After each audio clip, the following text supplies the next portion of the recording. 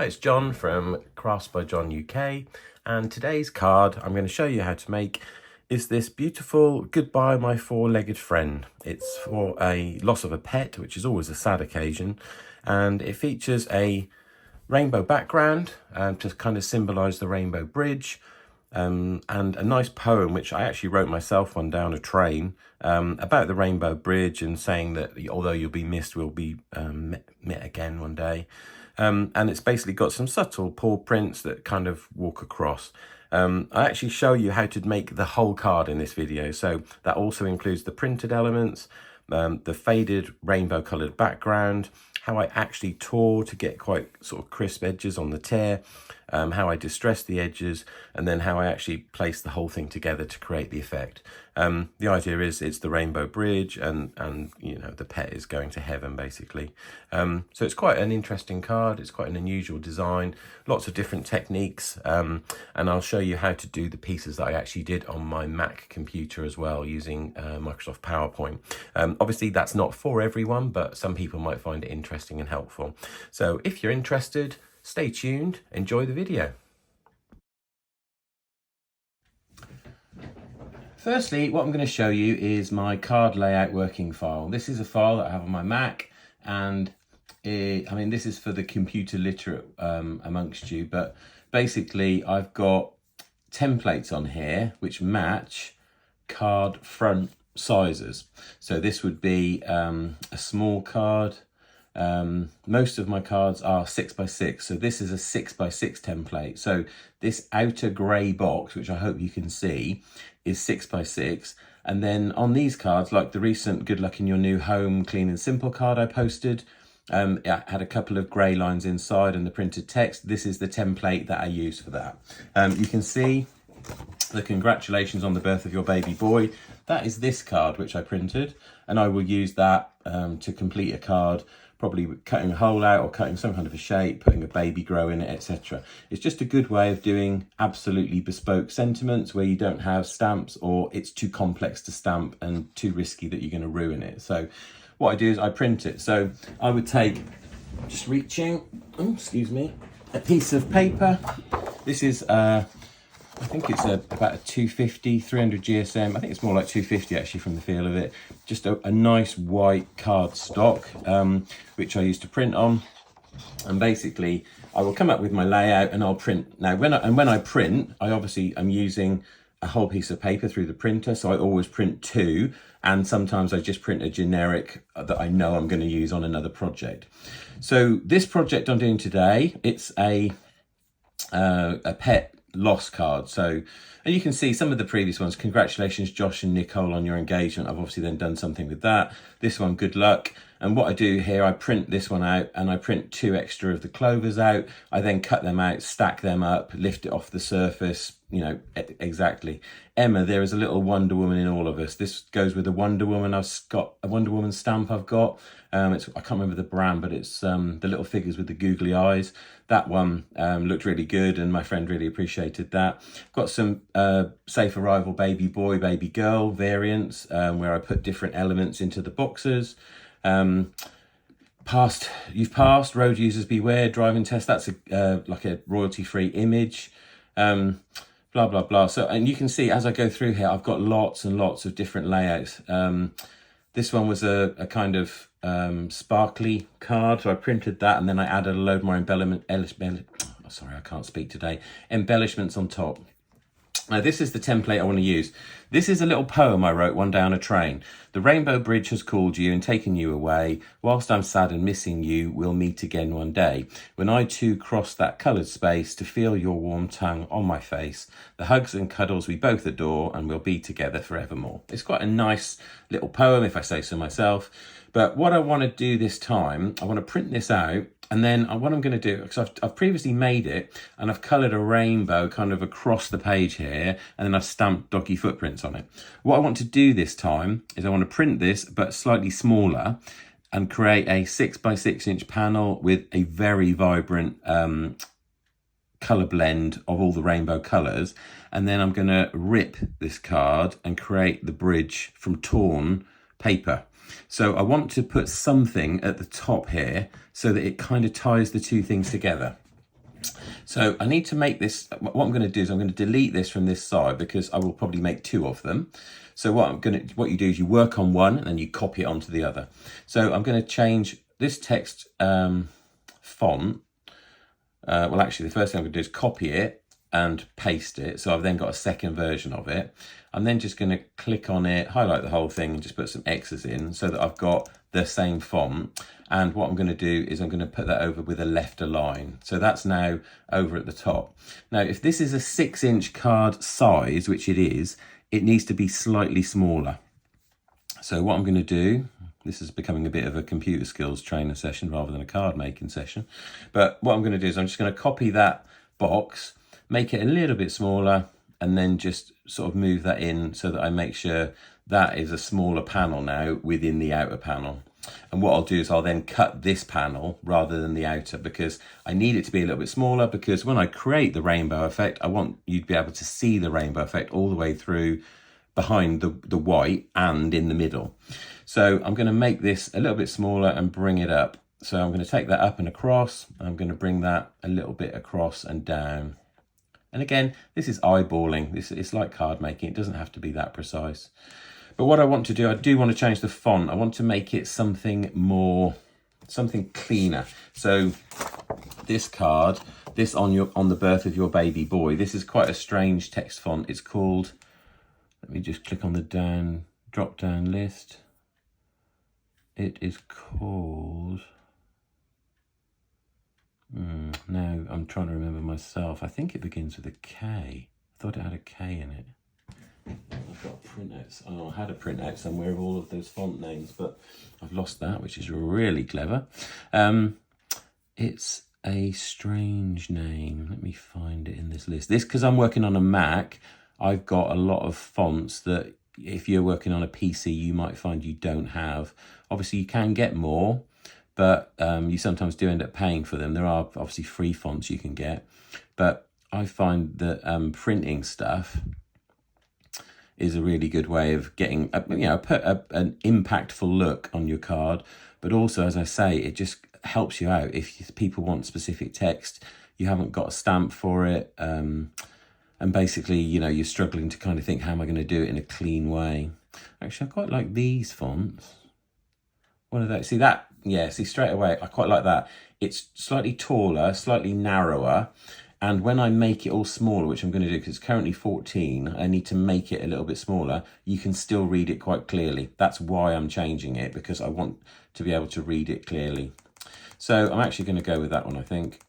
I know that I'm gonna tier quite a big section here, but I think that will be enough because I need something down here that's not too narrow to anchor that piece of white that's going to be the ripped piece from that side.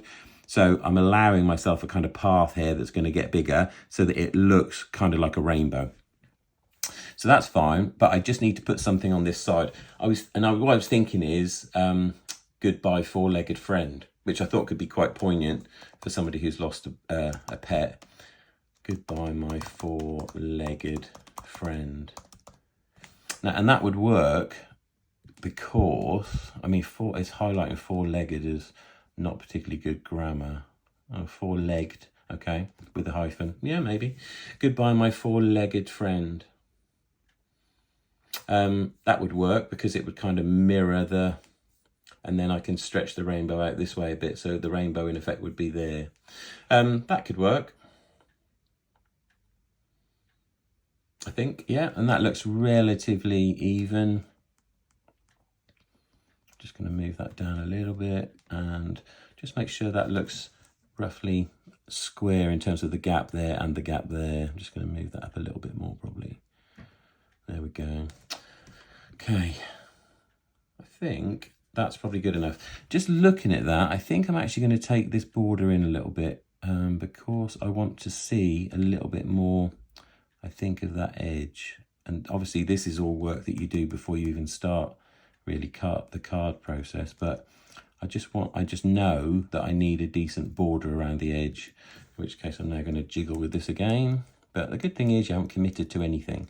So obviously, if you're not into printing as part of card making, this whole video is going to be useless to you and not much good. But I know a lot of people do have printers. So I thought, well, I'll just show you this piece, because normally I start my card with this piece done, but I thought people might want to see it. So, okay, right, I'm going to go with that. So what I'm going to do now is I'm going to copy that element. I'm holding my shift key down, copying that element, Control C for copy, Control V for paste. And then I'm just going to drag that over to this side. It'll tell me when it's aligned. I get those lines. I know it's in roughly the right place. And there you go, I can just do fine adjustments. So I've now got two copies of that. So I'm going to pop my printer paper into the printer.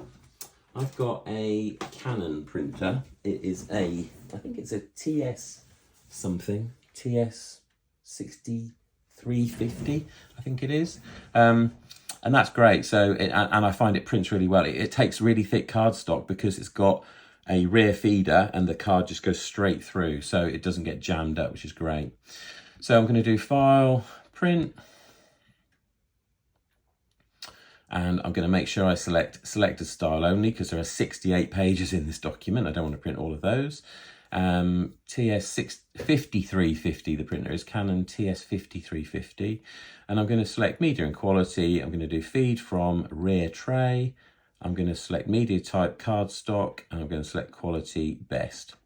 I'm going to click the print button. On the printer, it will kind of detect the paper, and it will come up and ask me, have you got the right paper in the feeder tray? To which I will answer, yes, go ahead. It says the following paper is not loaded in the rear tray A4. I click next. It says select what to do from the following print on set paper. I click OK, and hopefully, in the background, you might be able to hear the printer whirring into life, doing its stuff. It's a bit unusual, I know, to show you this piece of the process, but I just thought it might be interesting for some people, especially those who've got printers and kind of want to explore that side of card making. As I keep saying, it's really good if you need to print bespoke names, if you need to print bespoke messages, somebody wants a particular poem or something.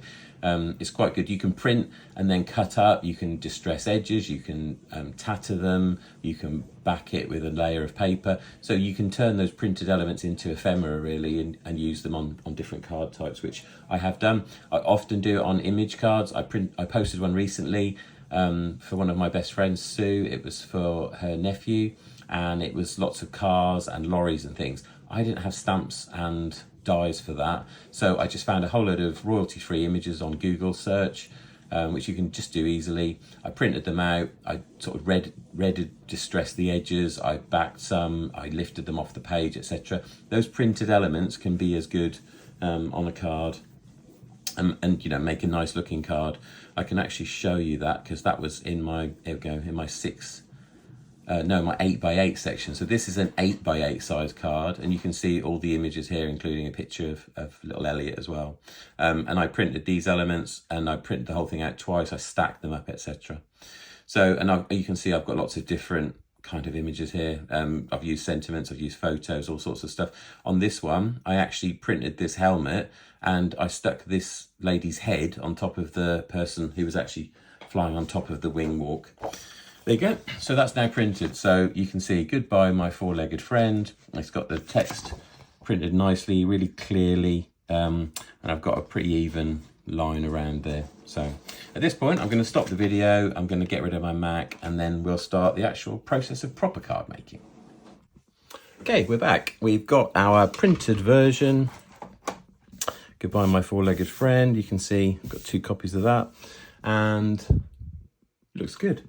What I've got here as well, I've now got a whole range of Distress Oxide inks in different colours.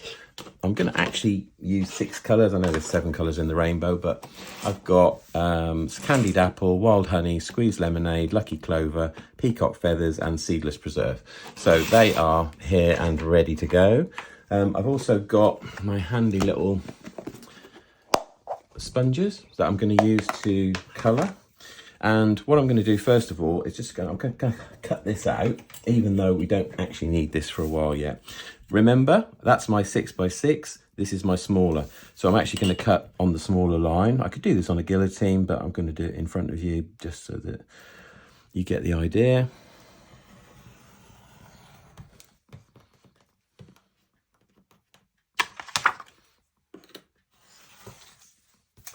There we go. And I'm cutting inside the line just to make sure I don't get any of that grey line on the edge of my card.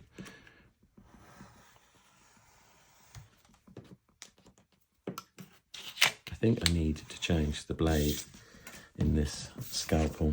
I've noticed the last few times it's actually getting a bit blunt. And as usual, you have a pile of new blades, but you just don't ever get around to changing it. Okay.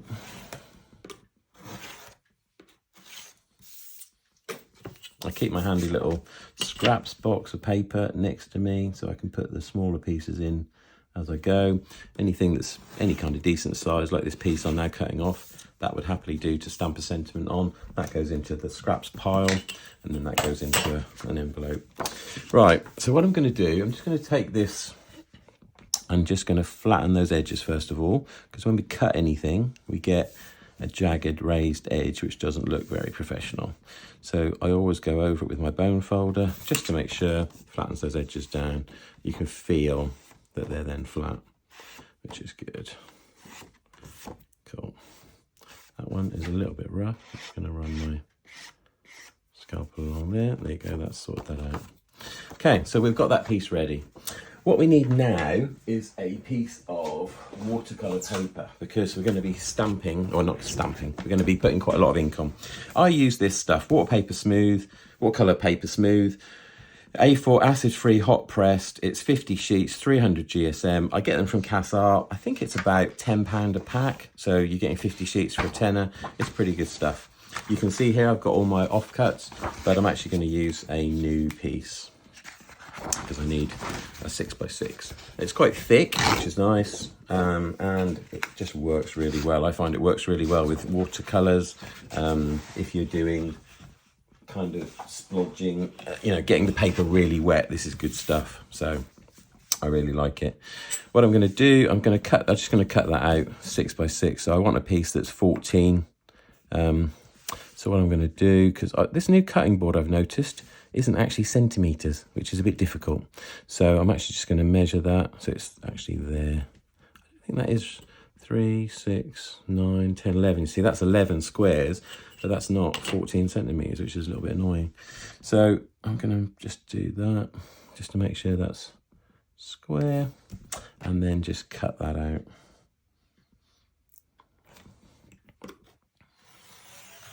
And this, as I say, this is lovely paper. It is slightly cream, which is the only odd thing, and I have never found a completely white version, but I do really like it. So again, I'm just going to use that same grid, and I think it was 2, 4, 6, 8, 9, 10, 11. So just making sure that's square on the left, which it is. Just cut inside there, and we should have a piece of paper that is roughly 14 by 14, and we can use in our project. Cool. Right, that looks pretty square to me. I'm going to grab my glass mat. Of course, we're working with quite wet materials. I can see that that's still dirty from the last time I used it, which is a bit skanky. So I'm just going to get a piece of kitchen towel, just give that a quick wipe. I would normally use my trusty red cloth that I keep up here, but that is in the wash. So I need to just clean this up properly.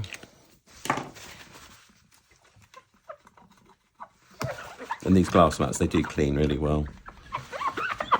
Right, there we go. So the decision we've got to make now is which way we're going to go. Because we're going to have this sitting on top, imagine, what we want is a nice spread of rainbow colours underneath. I'm imagining the rainbow should go, it should really be in lines following that line. But if we do that, because we're not going to be able to get really thin colour, we're not going to end up at the start with all the colours in and then it getting bigger. So what I'm thinking about doing is gradient up the page. So red, orange, yellow, green, blue, purple, basically. In which case, we just need to go kind of left to right. So put this somewhere safe out of the way because we're going to be getting quite wet, and then grab some sponges. So we've got a red, we've got an orange, we've got a yellow, we've got a green, got a blue and a purple. I could do a video on blending, because there is an art to it itself, but what I'm actually using orange and yellow. Normally you could just do red and yellow and then blend the orange in between. The thing to think about on this is we want to kind of end up with even sections in the card. So we need to split roughly down the middle and end up with 3 on each half. So kind of thinking red, orange, yellow, green, blue, purple. So we need to be roughly down that middle line by the time we get to our yellow. So I'm going to start with the red, and I'm going to start right on the left hand side. So I'm using my squidgy, whatever you want to call it. And I'm actually just going to turn it because it's kind of easier to work with, and just go straight in with that red. What I'm doing is I'm going round and round and round so that I don't overload it with a whole load of ink, but I'm gradually able to control the amount of ink that I add on. What I do is I tend to then put my red sponge on my red lid, and then I'll take my orange. Similarly, I'll do the same with my yellow. Some of these are off the screen, but I'm sure you can work out what I'm doing. So now taking my orange, which has got some other colour on it, I'm not quite sure why. If you're concerned you've got too much ink, just take it a little bit off. Then I'm going in for a layer of my orange, and what I'm going to do, I'm just going to lay the orange down first before I then start any blending, just to get a good blob of orange. Then what I'll do is I will take my orange and I'll slowly feed it into my red, trying not to go too far over the red, because we're then going to come back with the red onto the orange. So I'm just going round and round, and the good thing about these Distress Oxide inks is they stay nice and juicy. Just going to give that a little rub across. Then I'm going to come back with my red, take some red, stamp it off a little bit just to lose a little. And I'm sorry, I'm going to keep turning this around because I just need to be able to see what I'm doing in terms of the colour. So I'm going here, I'm using a really light touch as I get into the orange so that it allows me to blend. If I go really hard, I'm going to get a really hard line, which I don't want. And then I'm going to come back on the orange and I'm just going to lift and twist. You lift and twist, you'll kind of find it blends the two colours together really nicely. Look at that, that's quite a nice blend. Just one more time maybe with the red.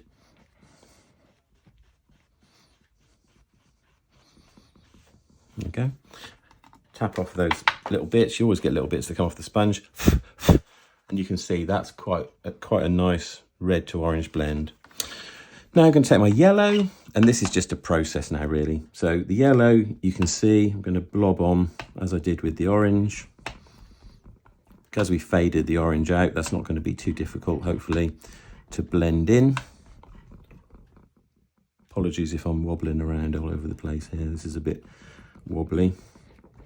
And then here, similarly, go from the yellow into the orange, going around, dragging across, just trying to soften those edges where the different two colour inks meet. Then go back with your orange, just check how much orange you've got on the sponge before you start, and then go back onto your orange section and then literally just blend it into the yellow. Because the yellow is still wet, it will take the orange colour without altering it too much.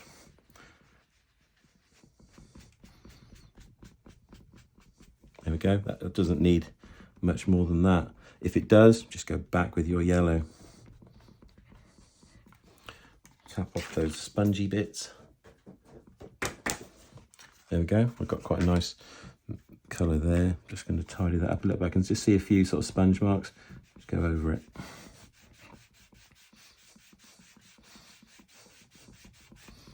And then go back with the yellow. There we go, we've already done our blend of three colours. So we've got a red fading into an orange, fading into a yellow, starting to look quite nice. Right, we can shut up our red and our orange now. Also get the lids on those inks as soon as you can because it stops them drying out. I must say the Tim Holtz ones are excellent. Right, now let's take our green. I've got quite a dark green here, but it's the same principle.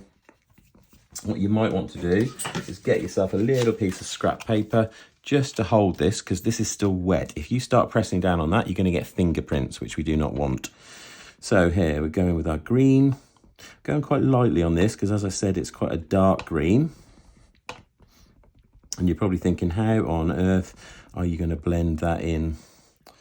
But it's the same process, and you'll find you get a hard line to start with, but then once you add more yellow, you'll find that that green blends in the same way. Go back with the yellow, kind of turn the project to work the way you want. I need to kind of go the other way.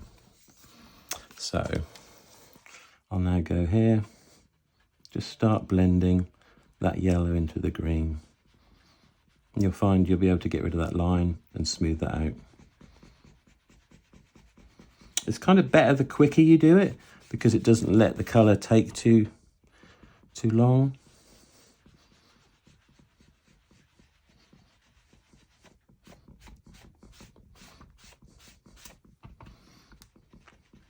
And obviously if you get any bits where there are hard edges, just add more yellow. You add more of the lighter colour to encourage it to blend into the darker colour.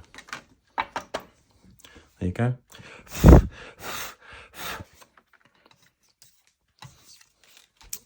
Remember, you can always go back over with more of whichever colour you need, just to soften things down a bit if you need to. It's looking pretty good. What I might do now, as I've now got that blend, is just go in with a little bit more of the actual green, just to give it a bit more body. And then similarly, back in with the yellow, just to soften it out. There you go. Cool, shut the yellow up. I think we're done on the yellow. Take my blue, which is Peacock Feathers. Again, it's quite a vibrant blue. So I'm going to go in with just some base colour.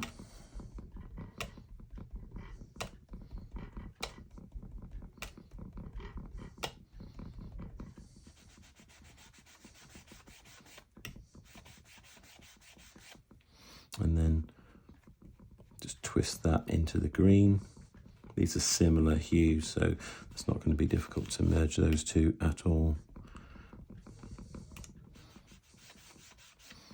Go back with your green.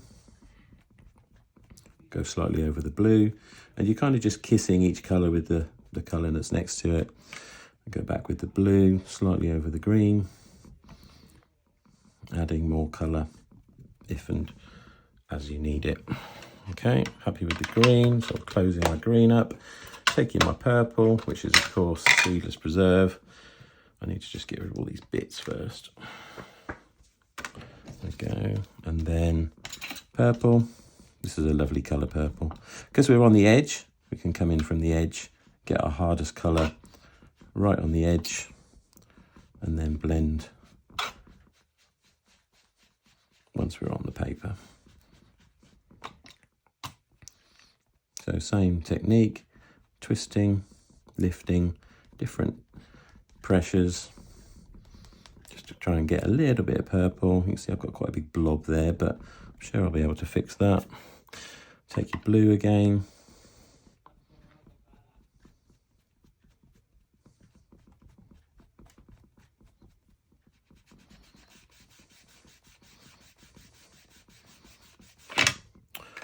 There we go. And then go back with your purple.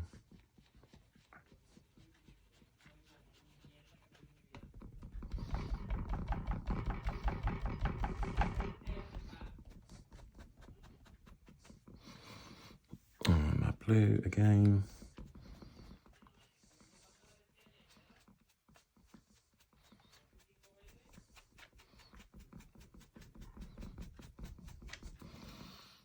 There we go, I think that's looking pretty good. Just turn that around actually, just work with my other hand. It's quite relaxing, this is, it almost sends you to sleep. So, hey, stay with me if you've made it this far. And then just the purple again, just to give it a bit of punch of colour right on the edge. Right, let's have a look at that.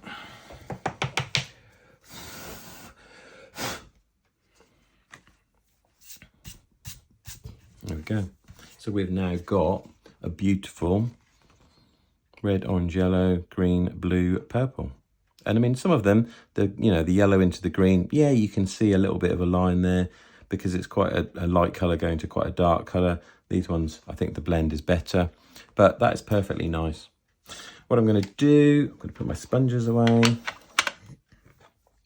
and my inks, and I'm just going to clean my board because this is a mess. So as I haven't got my cloth with me, which is really handy, just going to spray it with some water. At this point, with all this lovely colour on the board, you could actually use that to create some kind of a smushy background, but we're not doing that right now because we want to get on with the card we're doing. So just going to give that a wipe.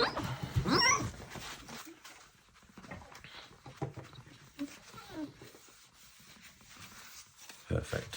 Fingers dirty, give them a wipe as well. Okay, let's take that away.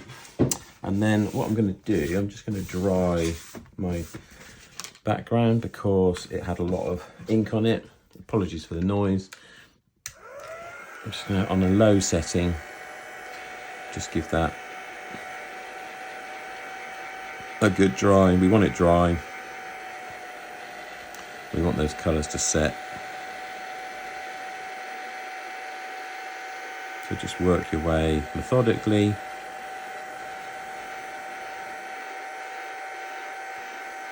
Across your project. See, I've actually got a bit of a mush there, so I might actually just fix that. There's a bit of kind of blue that's got a bit of purple in it. I think I probably picked it up when I was doing the blue sponge. So, and that's the thing, drying allows you to kind of see this. So I'm just going to go back with my green. I'm not going to put any more ink on it. I'm just going to use the ink that's on it. Just go over it a little bit more. There you go. It kind of covers that up. And similarly with the blue, I'm just going with the blue there. There you go. I'm going to take a little bit more blue and just go over that bit there. There we go.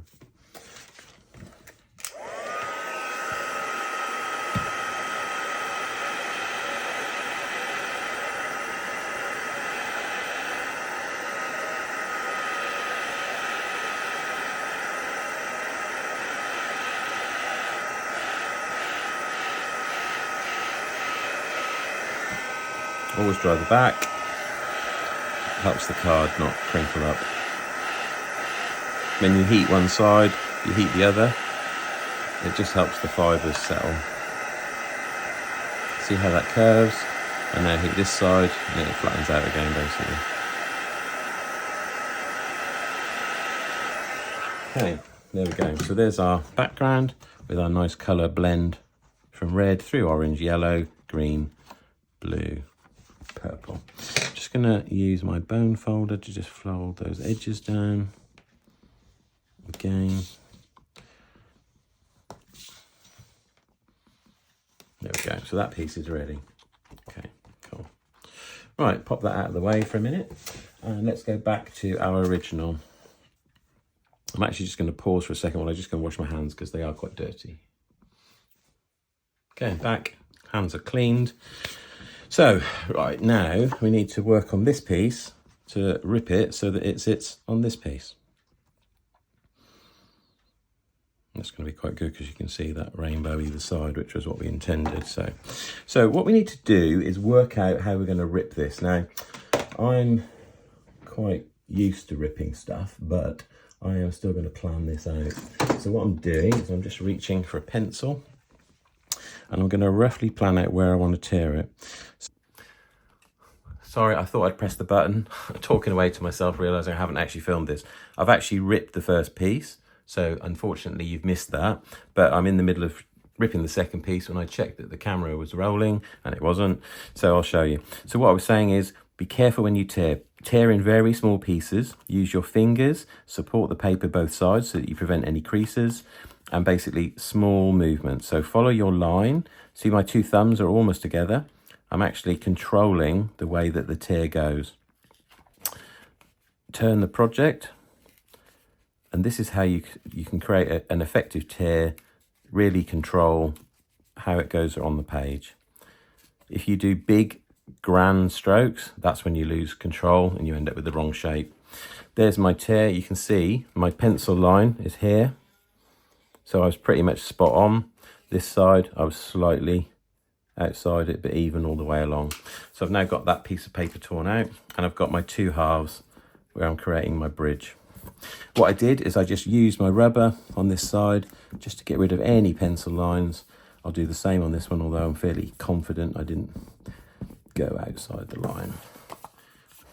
All right, clean those up. And we've now got our two pieces. So this is going to sit on top. How I'll center this is I will center it into the corner. So I will make sure it's relatively even that side, and I will make sure it's relatively even that side. You can kind of see now what the card's going to look like. I think that's going to be quite impressive, and I will probably put some doggy footprints along the way.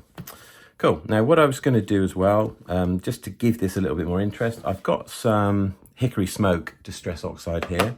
I'm going to use that just to tatter these edges slightly, although they're already tattered, but I want to just give it a little bit more depth. So I will pick out a grey smoothie, and I will just go over it with some Distress Oxide. I know typically you'd use normal Distress ink for this, but I'm going to use Distress Oxide because I want it quite wet. So I'm just going to go over the edges like this. I just want to create a very slight texture on the edge. You can see by doing it like this, the sponge barely touches, but what you get is just a few little bits of colour. Just gives it a little bit more depth. Similarly here, I'll just go along, and it just kind of adds a little bit of credibility to the torn edge. You don't need loads of ink, and you just do the lightest touch. I'm going to go all around. I'm even going to do the straight edges just for consistency. But it just kind of, once you notice it, you'll always notice it, but you can almost not notice it. There we go. And then the same on the other piece. Do this however you want, but I find it easy to do with a smoothie.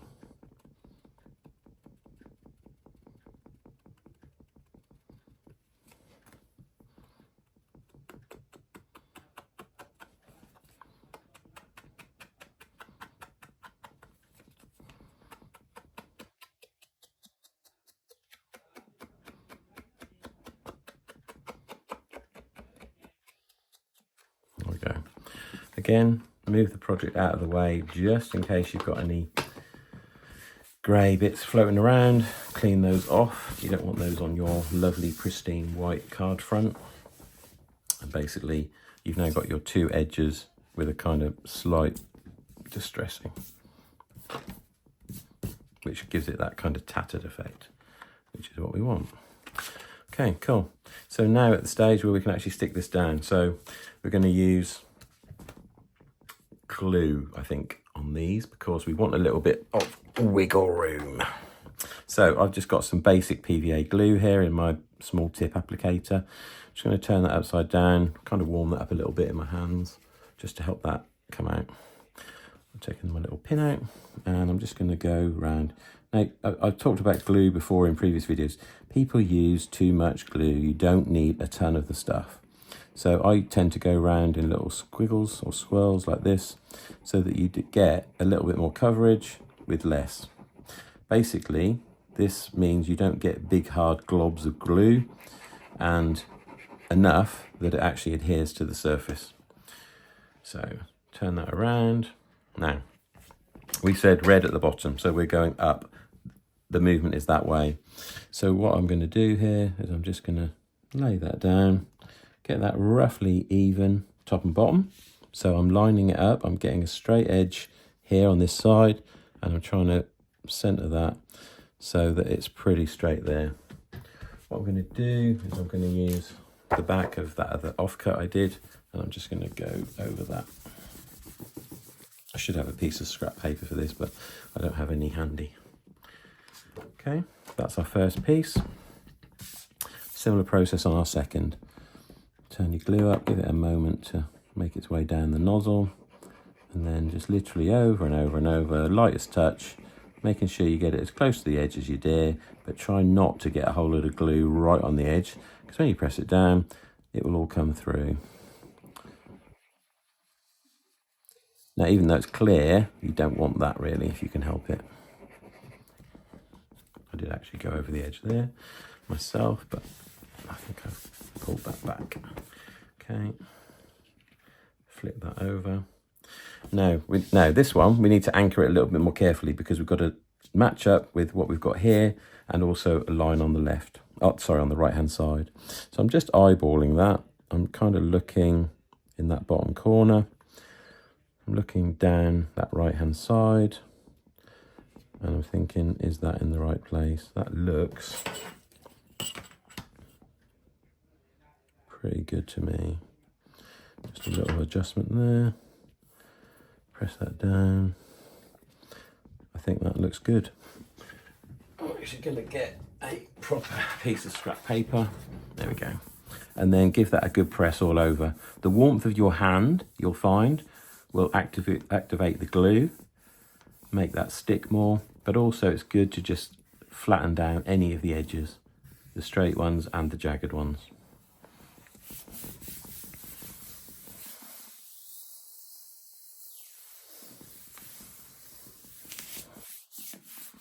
There we go.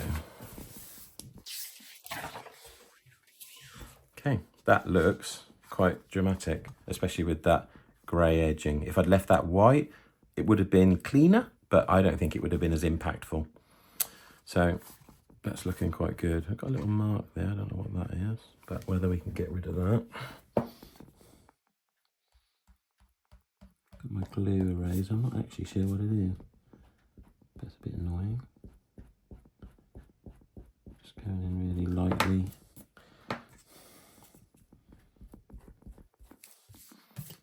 I'm not actually sure what that is. There's something off the desk. It's barely noticeable. Okay. Now, what we need now is our doggy paw print, and I haven't actually found those stamps yet, so I'm now quickly having a look for my animals.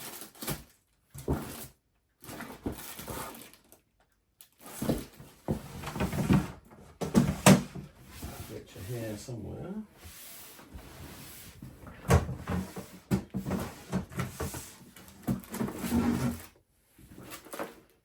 Sentiments. Here we go. So I have a huge pot of animal stamps, and I need to just find my doggy paw print. So I will pause a sec and come back to you. Hooray, we have found our paw prints. This is a teeny little set from Dovecraft, and I'm going to use the small one. So I'm just going to open that up, if I can actually see where the opening is. There we go. And I will just do these on an acrylic block.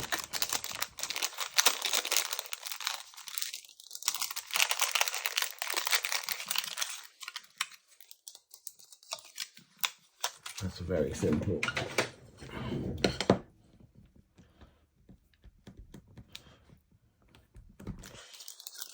Little stamp, but it will do the job.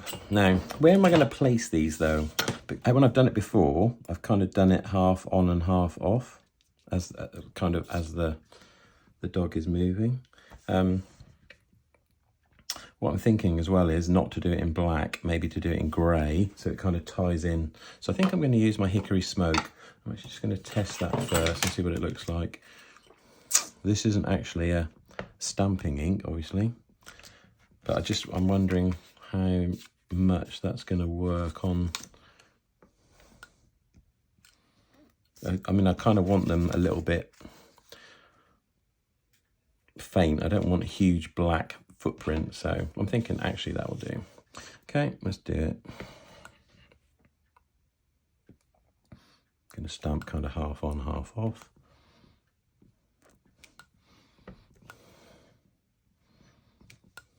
It doesn't matter if they're not perfect.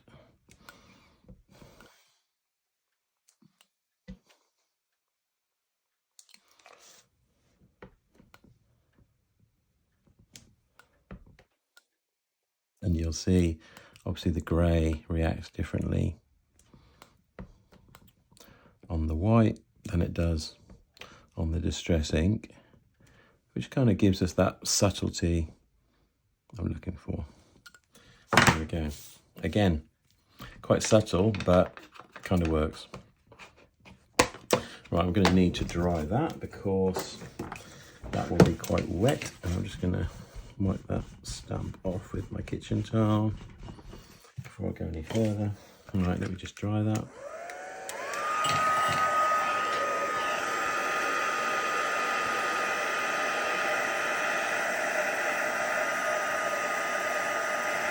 I quite like it actually, because as it goes up, it kind of fades away, which is quite moving. I hate making these kind of cards. It's a difficult subject.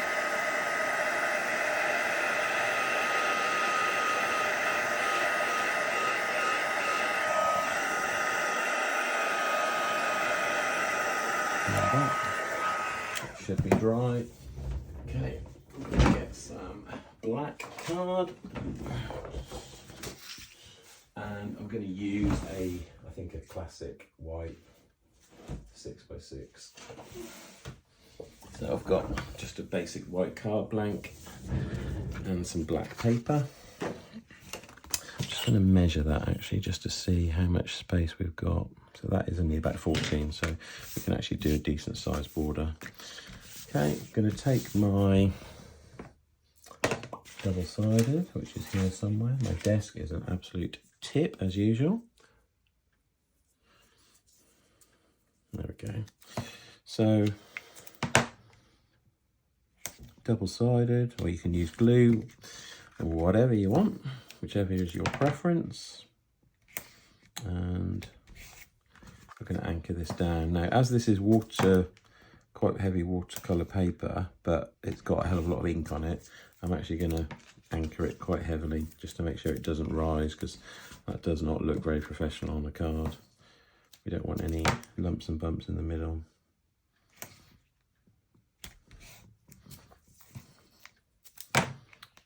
And as we are only laying this down onto black, I'm just going to peel that all straight away, because we've only got a couple of edges we need to align, and then the other two will cut. So using my trusty tweezers, pick up those corners.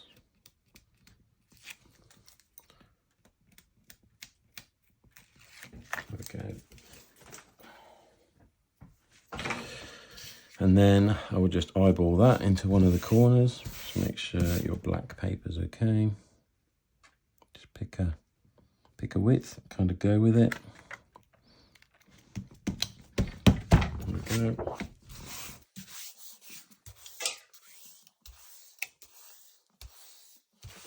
Making it absolutely flat. Okay, and then we're just going to cut the other two with our craft knife. Just eyeballing that.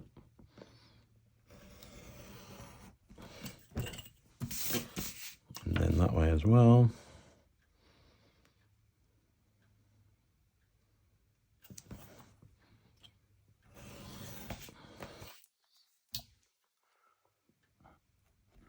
There we go, that's tidy. And then I'm just going to fold my card, line the edges up, and go over it with my bone folder, just to make sure that that is absolutely in the right place. Turn it, check it, and do the other side. Check it fits, which it does. And then we need more double-sided tape. But this time I will be doing the bunny ears.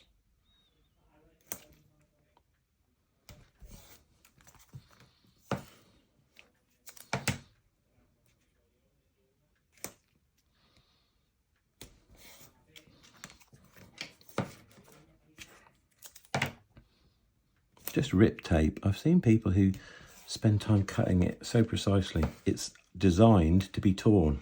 It tears so easily. It's so much quicker. This is the difference between making a card in 30 minutes and making a card in an hour and a half.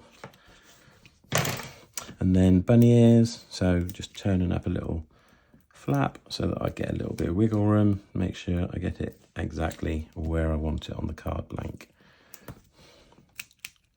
This one I can actually pull completely. Right, just check your card blank, make sure you've got no areas or dodgy bits you need to cover. See, I'm looking here, I've got the red bit there, so that means I'm probably going to stick it over. Okay, pop that down and just rest it, to start with, rest it loosely on the card. Wiggle side to side and then check the height up and down.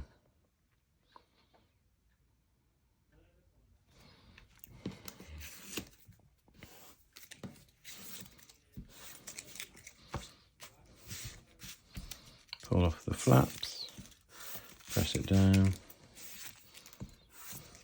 There we go. Bone folder. Make sure that those edges are properly down.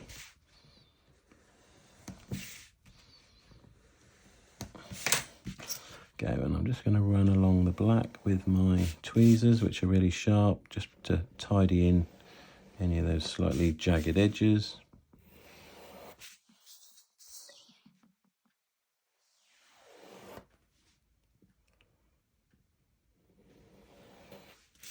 There we go.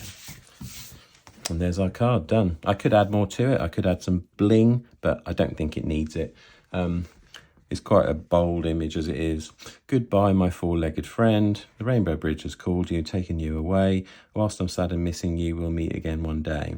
When I too cross that coloured space to feel your warm tongue on my face, the hugs and cuddles we both adore, and we'll be together forevermore. I think it's really cute. Got that lovely rainbow effect, and then you've got those quite subtle paw prints just working their way up as the four-legged friend crosses the bridge. I think that's quite a nice card. And obviously using some interesting techniques of blending, tearing paper, distressing edges, etc. So I think it looks quite nice. Just noticing that red there, that edge is kind of not quite even, but we can soon fix that, I think. And I think I'm calling that done. So that's today's project. If you've enjoyed the video, and hopefully found it interesting and my voice didn't send you completely to sleep. There are plenty of other videos on my channel. There are long videos like this one where I show you the whole process from start to finish. And then there are shorter YouTube shorts where I kind of just take pictures and talk through the process through without demonstrating every step. But whatever's your preference. If you like my channel, please maybe subscribe and check out the other videos. And I'll speak to you next time.